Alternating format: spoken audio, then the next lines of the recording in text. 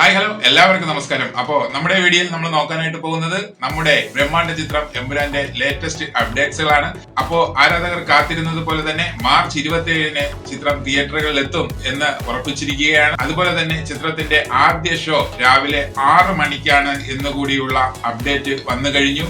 ഈ അപ്ഡേറ്റുകൾ ലാലേട്ടന്റെയും പൃഥ്വിരാജിന്റെയും അതുപോലെ തന്നെ അണിയറ പ്രവർത്തകരുടെ സോഷ്യൽ മീഡിയ പേജുകളിലൂടെ അവർ പോസ്റ്ററായി തന്നെ അനൗൺസ്മെന്റ് ചെയ്തു കഴിഞ്ഞു. ഇതാണ് ആ പോസ്റ്റർ. സ്റ്റീഫൻ നെടുമ്പള്ളി പുറംതിരിഞ്ഞു നിൽക്കുന്ന ഒരു പോസ്റ്ററാണിത്.